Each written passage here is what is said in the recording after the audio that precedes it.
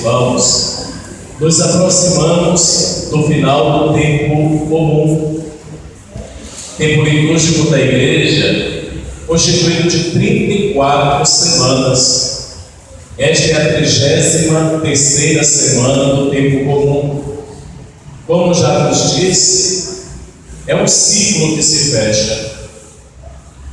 Uma temporada que a Igreja se encarregou de vivenciar e celebrar. E nesta temporada, nós meditamos o dia a dia de Jesus. O dia a dia de Jesus ilumina o nosso dia a dia, ilumina o nosso caminhar. É quando nós vamos sendo formados por Ele. Claro, como se trata de um período que está se fechando, as leituras da Palavra de Deus, elas têm essa conotação de fim, de encerramento. Por isso as leituras de hoje, no nível apocalíptico, anunciam um estado de coisas que um dia vamos verificar, porque a ciência também sinaliza, vai nesta direção. O nosso Sol um dia vai morrer. Ora, se o Sol morre, então aquele sistema solar também tende a desaparecer. Os cientistas, sobretudo aqueles que estudam a cosmologia enquanto ciência, vai exatamente afirmar que o cosmos continua em expansão. Deus está criando.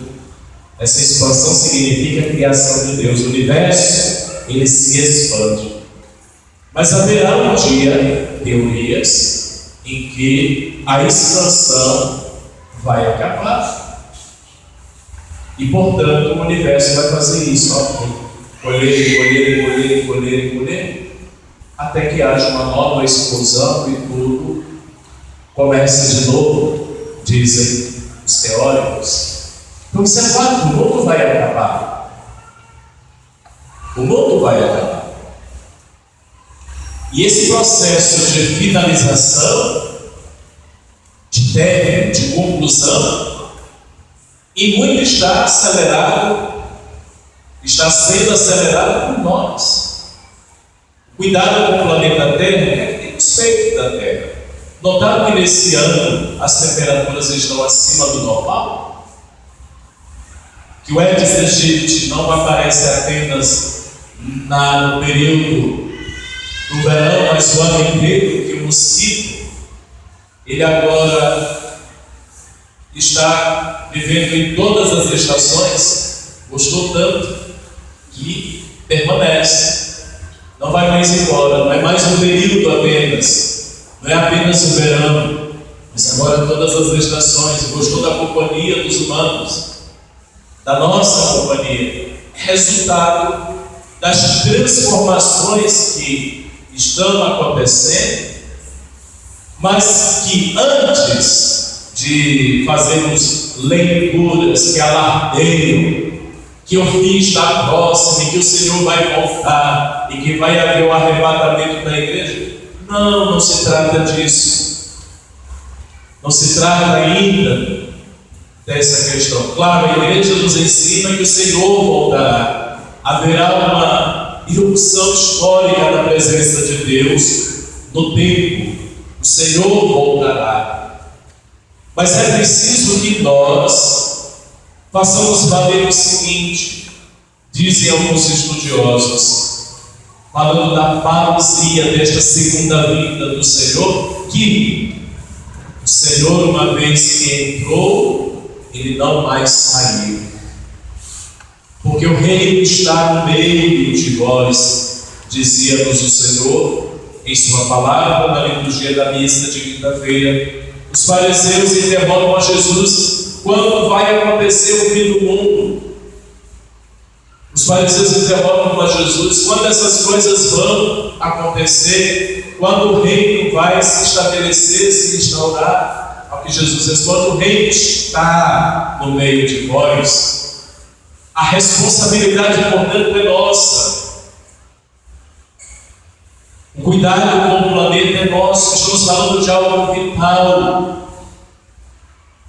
A crise pela qual passam algumas cidades de Minas Gerais pela falta de água, provocada pela tragédia que aconteceu pelo rompimento da barragem de rejeitos de minerais,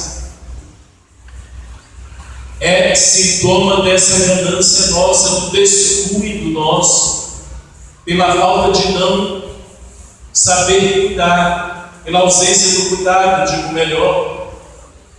Então, por detrás de toda a catástrofe, por detrás de todo acontecimento que fere a pessoa, que machuca, que destrói, existe sempre o espírito humano, que às vezes é perverso, é egoísta, é maldoso, é destrutivo. Daí que nós precisamos nos converter.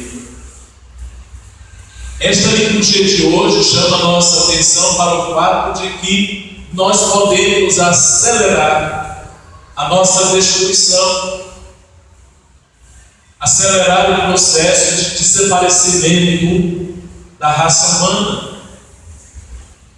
O que teremos deixado para os nossos filhos, para os filhos de nossos filhos, é uma pergunta que inquieta e que lança uma sombra de dúvidas acerca de um futuro nefasto, sem muita perspectiva, apocalíptico,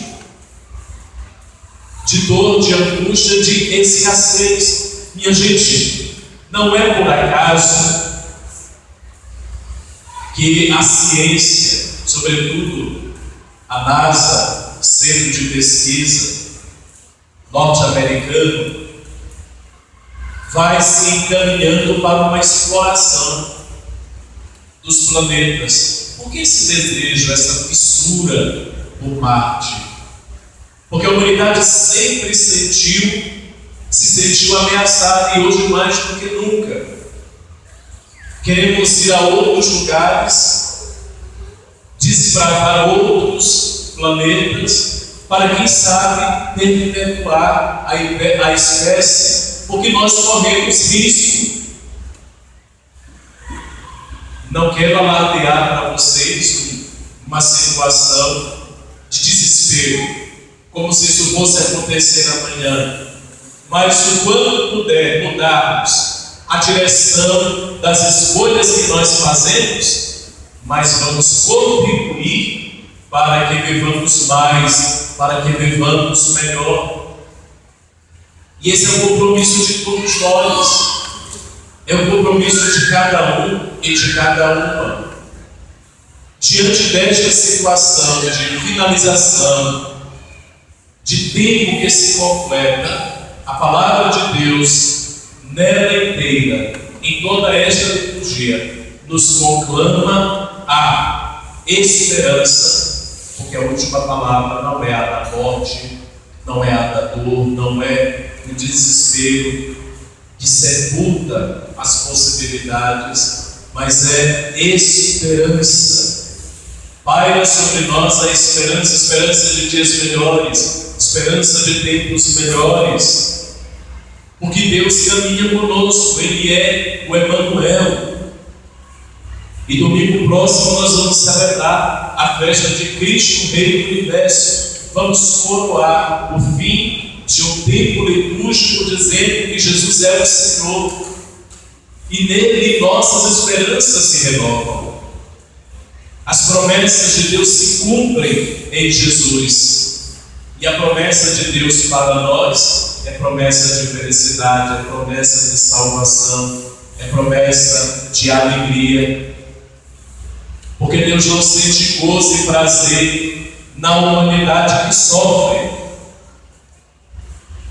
Portanto, Deus chamou o homem para viver a comunhão com Ele num jardim, e neste jardim Deus plantou todas as árvores frutíferas. Deus cuidou do homem. É uma imagem linda para falar que Deus está conosco, e como filhos Ele se debruça com cuidado de Pai sobre nós. Meus irmãos, que esta liturgia dominical nos desperte para vivermos na esperança.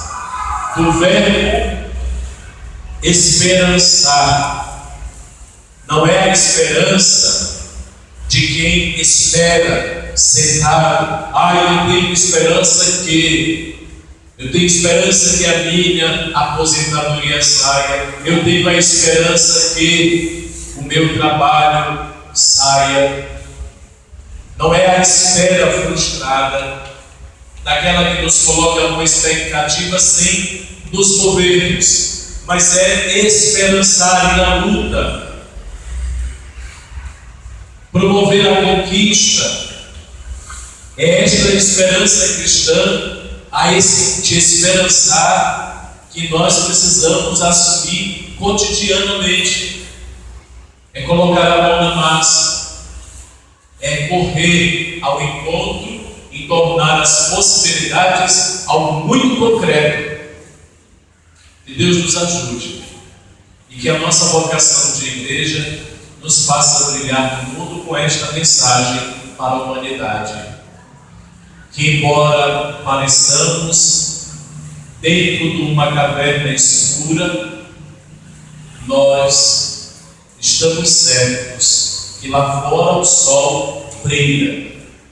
Ele não deixou de lançar seus raios, ele continua brilhando. Talvez nós não percebamos porque estamos dentro da situação, mas o homem e a mulher somos convidados a sair da escuridão, onde não existe clarividência, e fazer com que a igreja cumpra a sua missão de brilhar no mundo pelo nosso testemunho de uma igreja da esperança, que devolve à humanidade, aos homens e às mulheres do nosso tempo, as alegrias acima e apesar das angústias e das tristezas.